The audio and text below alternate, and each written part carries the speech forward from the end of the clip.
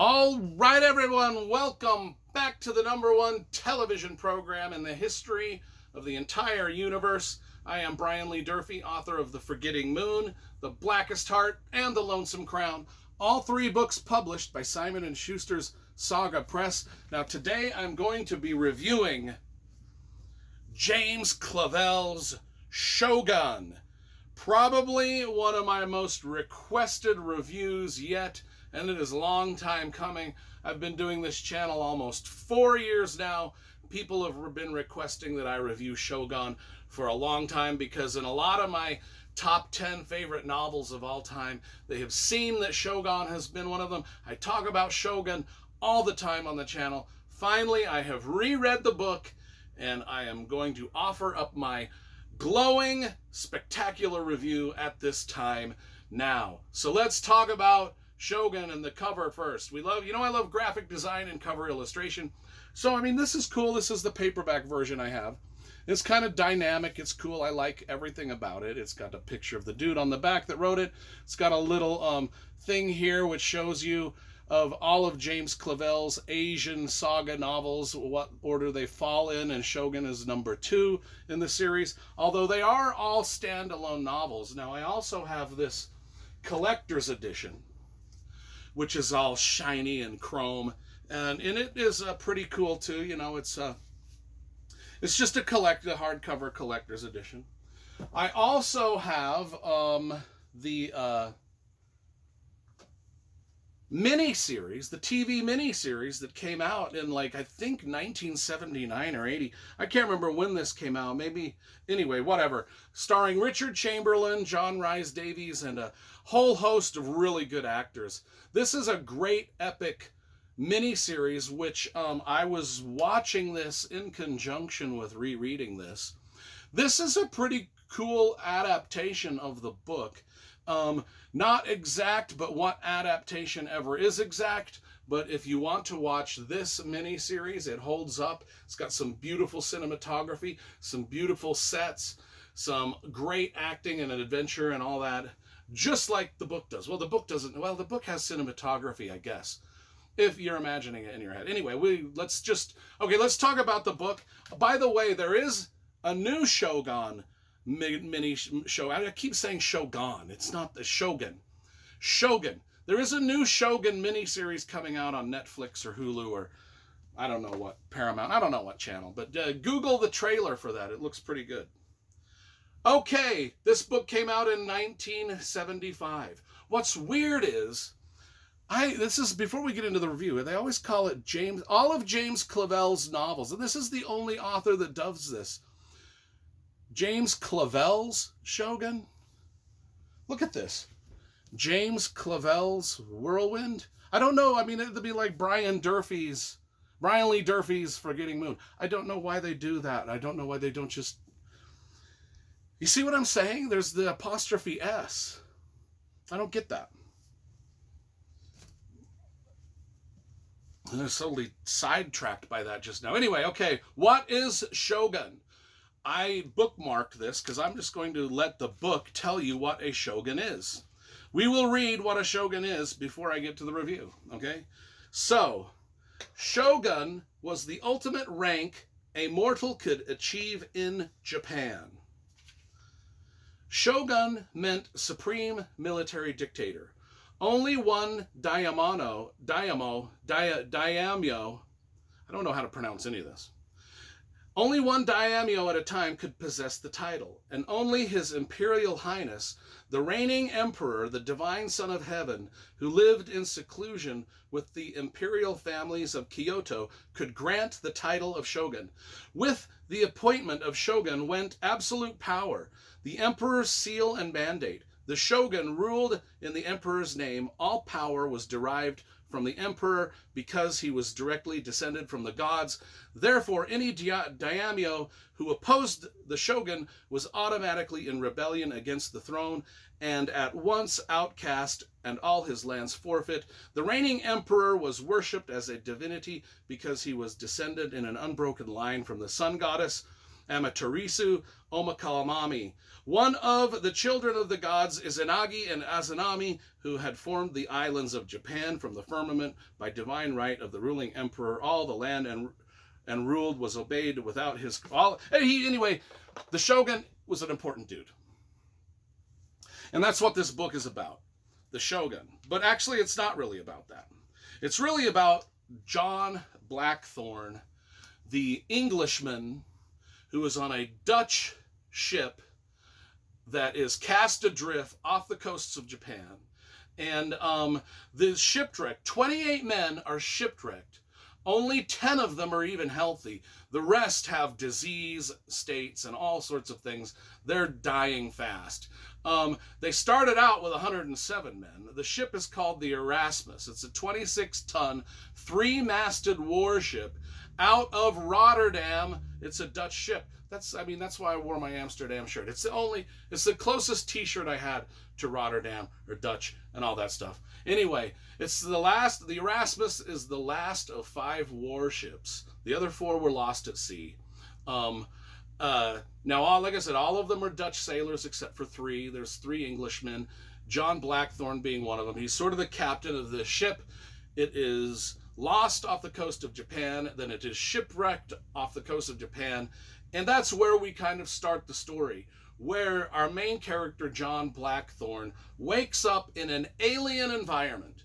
And this is the brilliance of this novel, is the English way and the Japanese way are so vastly different from each other. Watching these two cultures clash and try to get along and try to figure each other out is the absolute heart of this story. It is a grand adventure story with a lot of action, a lot of samurai, a lot of sword fights and battles, but the underlying theme is this alien landscape that this Englishman is washed up onto, that he has to figure out what the is going on with these people, these Japanese. I don't understand them, and they don't understand him. It is literally like taking someone from our planet and putting them on an alien planet light years away with an alien race and just being like, figure it out, do the best you can. And that's really what this is. This is kind of like a science fiction. This is a historical novel version of a science fiction First Contact story, if that makes sense. So, John Blackthorne immediately, sets out on this voyage just looking for trade routes through the ocean to India, and they end up in Japan. Actually, I think they might have been looking for trade routes with Japan. I can't remember what they were. Anyway, the historical backdrop, takes place in the year 1600, of course. That's something I should have mentioned to begin with. 1600, it takes place in the year 1600. There is the Dutch are at war with Catholic Spain, so there's that, and when Blackthorne washes up onto the Japans, there's already a Catholic presence there, which adds more strife and more danger to things that are going on. The sailors that survive the shipwreck, they have their own infighting that he has to deal with. The Japanese can't understand why these Englishmen are so unclean. John Blackthorne can't understand why these Japanese are so fussy with their fussiness and their need to be clean and their need for everybody to take their shoes off. And this honor code system they've got, there's no mistakes can be made, and if there is a mistake made, it ruins the family's honor, and they have to commit seppuku, which is, suicide. It is just like I said, it's a very bizarre, not only that, but the samurai are walking around, and these guys are quick to violence.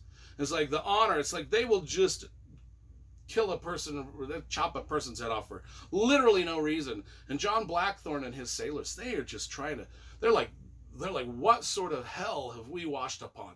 It's almost like heaven and hell, because in one respect, the Japanese treat them really well sometimes, and then they just treat them with torture and pain, and it's just nobody can get a grasp on what really to believe. It is just the honor. It's just a back and forth between all these characters.